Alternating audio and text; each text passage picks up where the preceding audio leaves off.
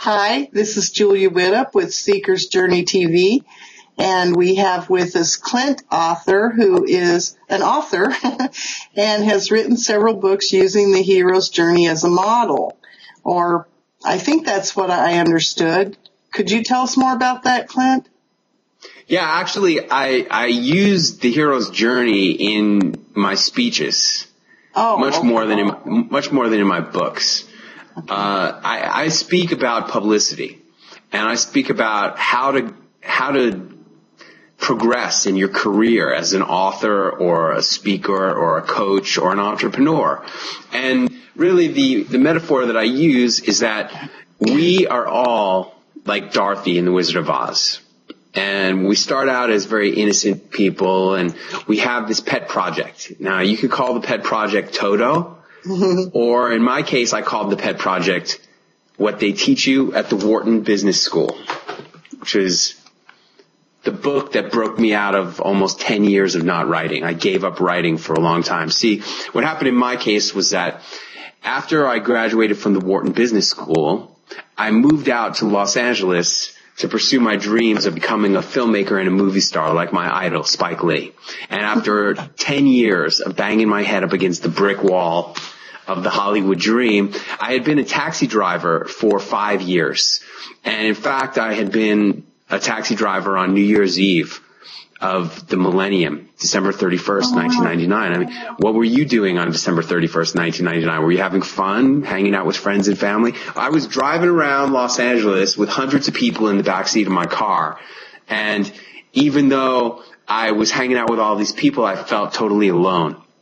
And even though I made more money that night than I would normally make as a taxi driver in a week, I felt like the biggest loser in the world. And I was living in a little tiny boat in Marina del Rey at the time because that was the cheapest way I could afford to live in Los Angeles. And after the night was over, I went back to the boat to try to calm down. I crawled into bed wearing all my heaviest clothes under my heavy down comforter because there was no heat on the boat. And I started reading my book, which was written by my high school creative writing teacher, Frank McCourt. The book was Angela's Ashes. And as I lay there reading by the light of my flashlight, I got distracted and I started thinking about this journey, about how I had studied with the greatest writing teacher of all time and how I had graduated from the same business school as Donald Trump and all his kids. And it was this bad mistake that I made of pursuing this dream to become a filmmaker and a movie star that cost me a decade of my life. And really, I felt like I was in a ditch that I was never going to be able to climb out of. And so I swore an oath to myself that I was going to do everything I could possibly do to turn my life around. And then I started doing all this personal growth work and self-help work. And I gave up writing. I gave up writing because I said to myself, hey, if writing 30 screenplays and 10 books got me driving a taxi for 5 years, then what's the point of that? So I stopped writing, but the problem is that I was a writer. That was the problem. And I started to make money. I started working in the gourmet food industry. I started building houses. I got married. I started making a lot of money. And I literally became fat and happy. You know what I mean? And unfortunately, by 2008, I was actually obese. I hit 236 pounds at my highest point. That's 40 pounds heavier than where I am right now. And I continued to work in the self-help movement with men. And one night I was sitting at a campfire with a bunch of my men down by Los Angeles International Airport, and the guy on the other side of the campfire pointed at me through the crackling yellow and orange flames, and he said, "You don't know it yet, but you're already dead." And I said, "What the heck does that mean, I'm already dead?" And I could not stop thinking about it, but I didn't understand it. And I would wake up in the middle of the night mumbling to myself, "I'm already dead, I'm already dead. What does that mean? What does that mean?"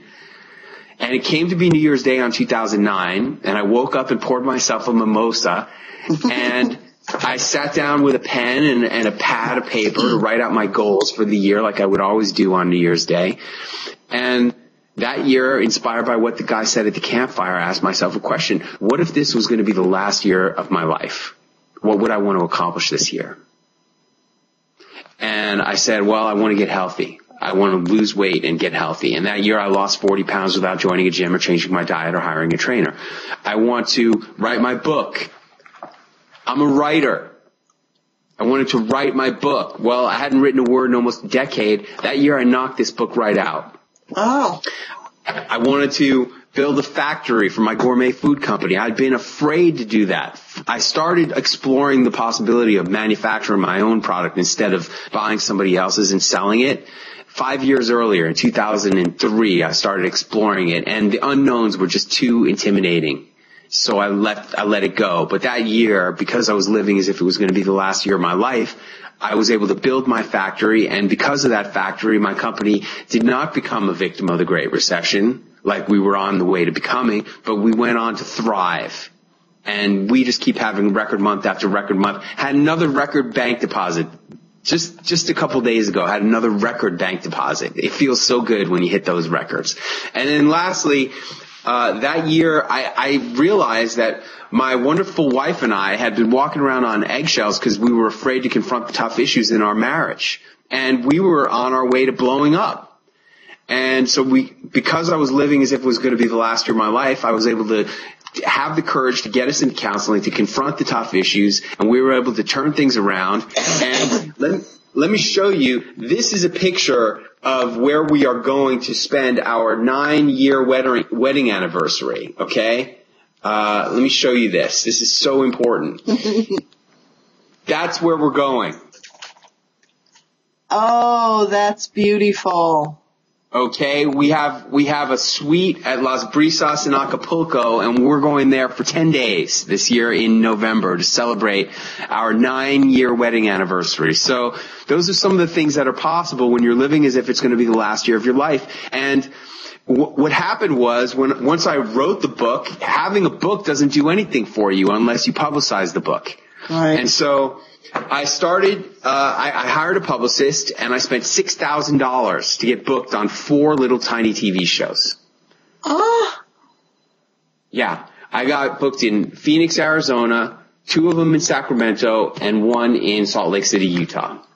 And at the end of that $6,000, I had 4 relatively worthless video clips because I sucked. And I needed to do lots more television in order to get good, and I wanted to get the message out about living as if it was going to be the last year of your life. And to do that, it was going to cost so much money, and my wife said, it's a lot of money to spend. And I said, no, I'm going to learn how to book myself on television. And I did that. And so all this comes back to Dorothy and the Wizard of Oz, okay? So this is my little pet project, what they teach you at the Wharton Business School, and I wanted to promote this. And what happened was I got sucked up into the funnel of a twister. And the twister was that I needed to learn how to book myself on television. And along the way, there was a lot of difficulties, like these little munchkins, the little munchkins, like, yeah. Who are you to want to be going on television? You're not famous. Why do you think you don't want to put you on television? And then there's difficulties along the way, like you come up against a challenge like the Scarecrow. The Scarecrow doesn't think he's smart enough. Am I really smart enough to go on television? Is what I have to say really intelligent enough that people would want to hear it? That's the Scarecrow. Right. Then you get the Tin Man. Is there really enough heart in what I have to say? Right? Is there really enough heart in my book? That's the Tin Man. Is there really enough soul? Is my message really worthwhile enough? Then there's the Cowardly Lion. Do I really have what it takes to get it done? Do I have enough courage to go the distance? Yeah. These are some of the questions that you're going to come up against in your journey along the yellow brick road. But remember, when Dorothy set out on the yellow brick road, the Munchkins didn't come along with her. And the Scarecrow and the Tin Man and the Cowardly Lion, they came along with her on the journey. But ultimately, she had to go up and face the Wizard of Oz. Now, how did she get to the Wizard of Oz? She goes to the Emerald City and she knocks on the door, and there's a gatekeeper there. And he says, "Who dares to knock on the Emerald City? Who dares to want to see the Wizard of Oz?" I'm Dorothy, and I'm trying to get back to Kansas. I'm trying to promote my pet project. Right? Yeah, right. And you have to talk your way through the gatekeeper to get to the Wizard of Oz. And you get inside to the Wizard of Oz, and he's willing to see you. "I am the great and powerful Oz." Okay, now that could also easily be translated into, "I am the great and powerful television producer. What do you want? How dare you come and see the great and television producer?" Well, I've got my pet project to promote. And these TV producers, I used to think, who am I to be calling these TV producers? Who am I? I'm just an author of a book. Do they really want to put me on television? I'm nobody. I'm just a middle-aged guy with a self-published book that nobody's ever heard of. I'm not famous. I'm not a politician. I don't even have a publicist. That's what I was thinking when I was calling these TV producers. Well, what I've got to know about these TV producers, now I've done 37 television news interviews. I booked myself on 33 TV news interviews across the country. All the way from, they could only book me in Phoenix, Salt Lake City, and Sacramento. I've booked myself in 7 of the 10 top markets in this country, including a segment I shot at NBC Studios in New York at 30 Rockefeller Center just a couple weeks ago. On President's Day, I was on the New York Nightly News. And I booked myself on KCAL 9 in Los Angeles. I booked myself in Dallas, in Houston, in Chicago, in Boston. All across the country. And what I've gotten to know by talking to these TV news producers is that they're not these magical, mystical, all-powerful creatures. They are overworked, underpaid, underappreciated people, just like you and me. And I am the answer to their problem. Their problem is they've got the same third-rate talent being the anchors on their news programs every single day. And they have hours and hours of time to fill up every single day. And they need somebody like me or you or the people in the audience who are watching this program who have something original to say, something that they haven't heard before, something that their audience has never seen before, something that's different. And that can offer an expert's opinion or perspective on an interesting subject of life, hopefully that pertains to everybody. And if you can provide that to them in a way, in a format that they understand, that represents you as a person who is credible, who is an expert, and who knows how to deliver a news segment that will make them look good, then you're the answer to all their questions. But you still have to go out there and you still have to slay the Wicked Witch of the West, because even though you know that the Wizard of Oz, like some people may think I'm the Wizard of Oz. Some people may think, oh yeah, you can do it, Clint, but I can never do it. I'm just a guy with my little pet project. I'm still trying to book myself on TV. And I believe that it is easy to get your message into the mass media on local TV news interviews. If you know what to do, if you know what to give the producers, if you know how to position yourself and your story in a way that makes them believe that you're going to be a great guest. And I have specific systems that will teach you exactly how to do that. And once you know how to do those systems, it will put you in the spotlight. And once you get on TV news programs, and once you become a news maker, your career, your product, your message is going to go instantly to a much higher level. But you still have to go out there and slay the Wicked Witch of the West. You still have to have the courage. You still have to deal with all the monkeys, the insecurity, the doubt. Who am I? Am I good enough? Am I smart enough? Do I have enough heart? do I have the courage to make it happen? Because it's not like this is going to happen overnight. And it's not like this suddenly by knowing how to do this, you're going to be on Good Morning America. I heard David Bach. You know who David Bach is? The author of, Smart Women Finish Rich, Smart Couples Finish Rich. He's had 9 New York Times bestselling, books. Uh-huh. He was on Oprah, and I heard him speak last week in New York City at the Brendan Burchard 10X event. And he said before he got on Oprah, he was on every single television show in America.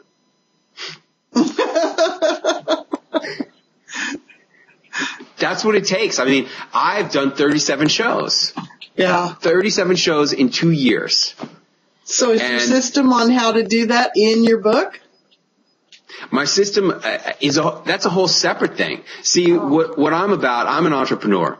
Uh-huh. I have a gourmet food company. I build real estate. I'm building an apartment building in Los Angeles right now. And I have my intellectual properties. I have what they teach you at the Wharton Business School. I have the Income Doubler. I have the Last Year of Your Life program. And then I also have this publicity training program called New TV Power. And if anybody wants to find out about New TV Power, they can go to www.freetvpublicity.com. And they can get 3 free videos just by entering their name and email address in the boxes. And I'll give them 3 free training videos about the basic elements of how to book yourself on a TV news interview. And it works. I got an email the other day from these 2 surfers in Southern California. They heard me on a radio show. They watched the free training videos and they booked themselves on a morning news program in Southern California just by watching the free training videos. So by all means, do it. I'm here to help entrepreneurs to have more freedom, power, and adventure in their lives and in their entrepreneurial careers. And all of my products, all of my intellectual properties are designed to help entrepreneurs to get more freedom, power, and adventure in their lives. And that's what the New TV Power training program is all about. It's a deep dive, intensive system on how to become an expert at booking yourself on local TV news programs so that you can start going on every TV news program in America so that one day when the next Oprah is ready for you, you'll be ready for her, like David Bach was. That's great. That's great. I think it always helps to have a good story. Yeah, absolutely. You have to have a story. You have to have your expert story positioning. And then, once you go out in the world and you have the brains and the heart and the courage and you have slayed the Wicked Witch of the West, then you're going to know what I'm here to tell you right now, which is that you had the power all along. You didn't need the Wizard of Oz to tell you how to do it. But it does make it happen faster. When you have a wizard showing you the way, like I can show you how to book yourself on TV news programs, it will shortcut your whole process. But ultimately, it's you who has to have the power. Nobody is going to tap you on the shoulder and instantly make you a best-selling author. No one is going to tap you on the shoulder and instantly make your product a best-selling product. You have to find that power within yourself. And once you do find that power, then you will become a magic messenger and a great entrepreneur and a great asset to society. Great. You definitely fit the hero model. Thank you. Why don't you tell our viewers where they can find your books and classes? Great. Well, the best place to look for all my stuff is at www.clintarthur.com. That's CLINTARTHUR.com. Okay. And that's the portal to it all.